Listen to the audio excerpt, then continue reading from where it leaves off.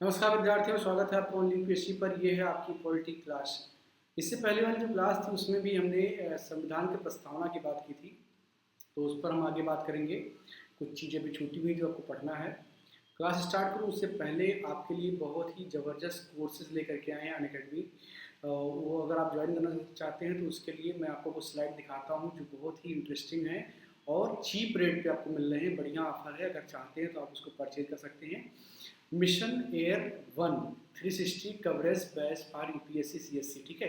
तो ये जो बैच है इनका 1 सितंबर से स्टार्ट हो रहा है। यदि आप ज्वाइन करना चाहते हैं तो कर सकते हैं। यहाँ पर आप देख सकते हैं कि हिंदी मीडियम में भी कोर्सेज आपको मिल जाएंगी और इंग्लिश में तो मिल ही रहे हैं, ठीक है। तो अगर आपको करना है, यहाँ पर ये इसको बता भी रहे, कुछ हाईलाइट्स हैं जो आप देख सकते हैं यहाँ पर। इसका स्क्रीनशॉट आप लेकर के आराम से देख सकते हैं। इसके अलावा यदि आपको ज्वाइन करना है तो आप डिस्क्रिप्शन बॉक्स में जाएंगे, आपको सारी जानकारी मिल जाएगी। और जब भी आपको कोर्स लेना हो तो आप ओनली यूपीएससी 10 कोड इस्तेमाल कीजिए, आपको 10% का आप भी मिलेगा, ठीक है। इसके अलावा कुछ और स्लाइड जो हम देख लेते हैं इससे रिलेटेड, उसके बाद में फिर क्लास पर आएंगे। ये देखिए आप 1 ईयर बैच फॉर यूपीएससी, ये पूरा डिटेल है, यहाँ पर आप देख सकते हैं जो है। और complete syllabus coverage for prelims cum mains, यानी कि प्रीलिम कम मेंस का मतलब होता है कि दोनों को एक साथ कवर करेंगे। Live class bye top educator और एनसीईआरटी को भी इसमें इंक्लूड करेंगे, ठीक है। इसका आप स्क्रीनशॉट ले सकते हैं। तो ये 25 अगस्त से इनका स्टार्ट हो रहा है, ठीक है। ये 25 अगस्त से स्टार्ट हो रहा है, तो फटाफट जाइए और इसको ज्वाइन कीजिए। और हाँ, ध्यान रखिएगा ओनली यूपीएससी 10 आपको इस्तेमाल करना है। चलिए अपने क्लास पर आते हैं और बात करते हैं प्रस्तावना की, ठीक है। पहले मैं स्लाइड सेलेक्ट कर लेता हूँ, तो उसके बाद ये आपको दिखेगा, ठीक है। प्रस्तावना के तत्व, तो प्रस्तावना के तत्व हमको देखना है कि प्रस्तावना के तत्व क्या है। तो इसमें जो पहला तत्व आपको दिख रहा होगा स्क्रीन पर, संविधान के अधिकार का स्रोत, ठीक है। प्रस्तावना कहती है कि संविधान भारत के लोगों से शक्ति अधिग्रहित करता है, ठीक है। आपने प्रस्तावना पढ़ा तो उसमें जो आखिरी में आप देखते हैं कि हमने अपने आप को ही आत्मार्पित कर दिया, ठीक है। भारत के जितने नागरिक हैं उन्होंने अपने संविधान को अपने आप को ही आत्मार्पित किया है। तो इसका मतलब जो संविधान है वो शक्ति किससे प्राप्त करता है? जनता से प्राप्त करता है, भारत के लोगों से प्राप्त करता है। दूसरा पॉइंट इसमें है भारत की प्रकृति। संविधान की प्रस्तावना क्या बताती है? भारत की प्रकृति की भी व्याख्या करती है या घोषणा करती है, यहाँ पर यह होना चाहिए, गलती हुआ वीडियो बनाने में।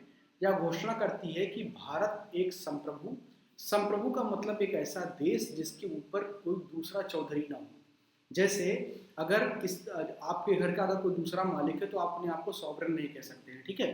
जैसे यदि अमेरिका बोले कि मोदी जी ऐसा है, जो मैं कहूँगा वो नियम आप बनाएंगे, तो इसका मतलब कि मोदी जी एक संप्रभु देश के प्रधानमंत्री नहीं है।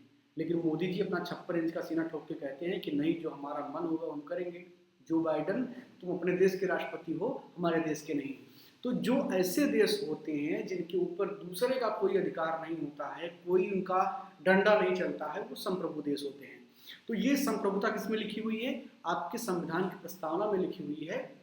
तो ये नेचर ऑफ इंडिया, यानी कि जो इंडियन पॉलिटिक्स है, जो उसका सिस्टम, उसका एक नेचर बताता है, ठीक है। दूसरा है समाजवादी। समाजवादी को जोड़ा गया 42वें संविधान संशोधन के द्वारा, ठीक है, 1976 में। और ये प्रावधान क्या है? ये समाजवादी शब्द भारतीय संविधान में पहले नहीं जोड़ा गया था, जबकि हमारे यहाँ समाजवादी बड़े बड़े नेता हुआ करते थे। तो ये बाद में जोड़ा गया और इसका मतलब होता है एक ऐसे सिस्टम से जिसमें संसाधन पर जो अधिकार है वो सरकार का होगा और उसका एक सही डिस्ट्रीब्यूशन करने का काम सरकार का होगा, ठीक है। साम्यवादी देश और समाजवादी देश में अंतर ये, साम्यवाद में क्या होता है कि जितने भी संसाधन हैं उस पर सबका बराबर का हक होता है और वहाँ पर कोई मीडिएटर नहीं होता है। जो सही परिभाषा साम्यवाद की, आप चाइना को साम्यवादी नहीं मान सकते, ठीक है, वो एक कैपिटलिस्ट देश है। वो बस केवल दिखाने के लिए जो है साम्यवाद की बात करता है। जबकि समाजवाद की अवधारणा में स्टेट है, यानी कि बीच में स्टेट है, वो डिस्ट्रीब्यूटर होता है, ठीक है। तो समाजवादी भी भारत का एक गुण है जो यहाँ पर आप देख सकते हैं भारतीय संविधान की प्रस्तावना में। इसके अलावा धर्मनिरपेक्ष, धर्मनिरपेक्षता को भी बाद में संशोधन करके जोड़ा गया है। धर्मनिरपेक्षता का मतलब होता है एक ऐसे राज्य से जिसका धर्म से कोई वास्ता ना हो, ठीक है। तो भारतीय धर्मनिरपेक्षता का मतलब जो है वो यही है कि इंडिया एज ए स्टेट किसी भी धर्म को संरक्षण नहीं देगा और सभी धर्मों का सम्मान करेगा, ठीक है। कई बार यूपीएससी क्वेश्चन पूछ के फंसाने की कोशिश करती है धर्मनिरपेक्षता की परिभाषा में, तो आपको जानना है कि जो इंडिया का सेकुलरिज्म है वो कहता है कि वो किसी भी विशेष धर्म को संरक्षण नहीं देगा, लेकिन सभी धर्म सभी पंथ का सम्मान करेगा, ठीक है। इसके अलावा लोकतांत्रिक डेमोक्रेसी इंडिया की एक बड़ी पहचान है, जो कि आप प्रस्तावना में देख सकते हैं, ठीक है। इसके अलावा गणतंत्र। अच्छा, गणतंत्र और लोकतंत्र में बहुत सारे लोग कंफ्यूज होते हैं, थोड़ा सा मैं इसमें अंतर स्पष्ट करता हूँ क्या है। गणतंत्र का मतलब होता है एक ऐसा तंत्र जिसका हेड ऑफ स्टेट जो है वो चुना जाए, तो गणतंत्र होता है, ठीक है। कोई जरूरी नहीं है कि जहां पर लोकतंत्र हो वहां पर गणतंत्र भी हो। एग्जाम्पल के लिए ब्रिटेन एक लोकतांत्रिक देश है, वहां पर चुनाव होते हैं, चुनाव जो जीतता है जो दल वो सरकार बनाता है, प्रधानमंत्री बनते हैं, लेकिन हेड ऑफ स्टेट रानी या राजा होते हैं। तो वो गणतंत्र नहीं है, लेकिन वो लोकतंत्र जरूर है। इंडिया लोकतांत्रिक भी है और गणतांत्रिक भी है, ठीक है, क्योंकि भारत के राष्ट्रपति का चुनाव होता है, ठीक है। भले ही जनता सीधे नहीं चुनती है उनको, लेकिन जनता के चुने हुए प्रतिनिधि भी उसे चुनते हैं, तो इसीलिए भारत एक गणतंत्र है, ठीक है। तो यह भी एक पहचान है भारत की। तो जो दूसरा वाला पॉइंट है कि भारत की प्रकृति को दर्शाता है प्रस्तावना, ठीक है। तीसरा पॉइंट देखते हैं, संविधान के उद्देश्य। इसके अनुसार न्याय, स्वतंत्रता, समता व बंधुत्व संविधान के उद्देश्य हैं। इस स्लाइड को थोड़ा ऊपर करता हूँ, आपको प्रॉपर्ली दिख नहीं रहा होगा, ठीक है, अब दिख रहा होगा, लेकिन मैं गायब हो जाऊँ, नहीं मैं दिखूंगा। टेक्निकली मैं थोड़ा सा वीक हूँ, अभी धीरे धीरे सीख जाऊंगा। तीसरा पॉइंट क्या लिखा हुआ है, संविधान के उद्देश्य। इसके अनुसार न्याय, स्वतंत्रता, समता व बंधुत्व संविधान के उद्देश्य हैं। तो जैसा कि कई संविधान की जानकारों ने क्या कहा कि प्रस्तावना भारतीय संविधान का परिचय पत्र है, उसकी कुंजी है, उसका ट्रेलर है, जिससे आप संविधान को समझ सकते हैं। तो यहाँ पर आपको संविधान में जो उद्देश्य है आपको मिलता है। जब आप मौलिक अधिकार पढ़ते हैं तो वहाँ पर समानता की बात की जाती है, ठीक है। तो वहाँ पर आप देखते हैं स्वतंत्रता की भी बात की जाती है। जैसे आप आर्टिकल 19 देखते हैं तो वहाँ पर वो अभिव्यक्ति किया जाती है, तो क्या है, एक प्रकार की स्वतंत्रता है आपकी, ठीक है। न्याय की बात की जाती है। तो ये सब जो चीजें हैं आपके संविधान में हैं, लेकिन उससे पहले प्रस्तावना में उसका एक परिचय आपको मिलता है, तो ये संविधान के उद्देश्यों को भी बताता है। चौथा पॉइंट देखते हैं, संविधान लागू होने की तिथि। तो संविधान लागू होने की जो तिथि है वो कहाँ पर मेंशन है, वो आपको प्रस्तावना में मिलता है 26 नवंबर 1949, और इसी दिन संविधान दिवस भी मनाया जाता है, ठीक है। गणतंत्र दिवस जो है वो आपका 26 जनवरी 1950 से स्टार्ट होता है और 26 जनवरी को ही मनाया जाता है, लेकिन जो संविधान दिवस है वो 26 नवंबर को मनाया जाता है, क्योंकि इस दिन हमने अपने संविधान को आत्मार्पित किया था, अपने आप को उसे प्रदान किया था, ठीक है। तो ये है आपके संविधान का एक परिचय, ठीक है।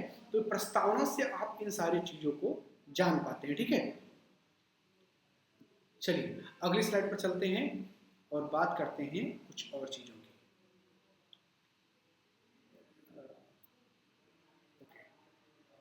हाँ ठीक है, क्या प्रस्तावना में संशोधन हो सकता है, ये हम देखेंगे, इसको थोड़ा समझने का प्रयास करेंगे कि जो है क्या प्रस्तावना में संशोधन हो सकता है कि नहीं हो सकता है। कई बार इससे संबंधित सवाल आए हैं, और इससे पहले वाली जो क्लास थी उसमें हमने थोड़ा सा इस पर डिस्कस भी किया था। तो यहाँ पर देखेंगे केशवानंद भारती बनाम भारत सरकार के केस में यह मुद्दा उठाया गया कि क्या भारतीय संविधान की प्रस्तावना में संशोधन हो सकता है या नहीं हो सकता है। इस पर उच्चतम न्यायालय ने यह माना कि चूंकि प्रस्तावना भारतीय संविधान का हिस्सा है, अतः उसमें संशोधन हो सकता है, ठीक है। आपने देखा था कि जो बेरूबाड़ी का केस था उसमें उच्चतम न्यायालय ने कहा था कि जो प्रस्तावना है वो संविधान का पार्ट नहीं है, ठीक है। तो अगर पार्ट नहीं है तो आप संशोधन नहीं कर सकते हैं। जैसे एग्जाम्पल के लिए आपसे कोई बोले कि आपके शरीर में आपका जो नाक है वो अच्छा नहीं है, ठीक है। तो आप जाएंगे किसी प्लास्टिक सर्जरी वाले डॉक्टर के पास, वो कहेंगे भाई साहब हमारा नाक थोड़ा अच्छा कर दीजिए, हमारा नाक अखिलेश यादव जैसा हो गया है, थोड़ा टेढ़ा हो गया है, ठीक है। तो मजाक कर रहा हूँ। तो इसका मतलब कि जब आपके शरीर का वो पार्ट होगा तभी वो आपसे संबंधित होगा, तभी उसमें संशोधन कर सकते हैं। तो यदि प्रस्तावना संविधान का भाग नहीं है तो संशोधन नहीं हो सकता है। बेरूबाड़ी के केस में यही हुआ था, लेकिन केशवानंद भारती बनाम भारत सरकार के केस में उच्चतम न्यायालय ने यह माना कि ये जो प्रस्तावना है ये भारतीय संविधान का हिस्सा है, और अगर उसका हिस्सा है तो इसका मतलब उसमें संशोधन हो सकता है, उसमें परिवर्तन किया जा सकता है, और परिवर्तन किया भी गया। कब परिवर्तन किया गया, 1976 में परिवर्तन किया गया और एकमात्र संशोधन किया गया। इस संशोधन के द्वारा समाजवादी, धर्मनिरपेक्ष एवं अखंडता शब्द को जोड़ा गया। ठीक है, आगे देखते हैं। प्रस्तावना ना तो विधायिका की शक्ति का स्रोत है और ना ही उसकी शक्तियों पर प्रतिबंध लगाने वाला है। ठीक है, तो एक और फैक्ट है प्रस्तावना से संबंधित। ये तो आपने समझ लिया कि प्रस्तावना में संशोधन हो सकता है, इस पर बात फाइनल हो गई। आगे देखते हैं कि यहाँ पर आपने देखा कि बहुत सारी चीजें लिखी हुई है। न्याय की बात है, समता की बात है, भारत के राज्य व्यवस्था की प्रकृति की बात है।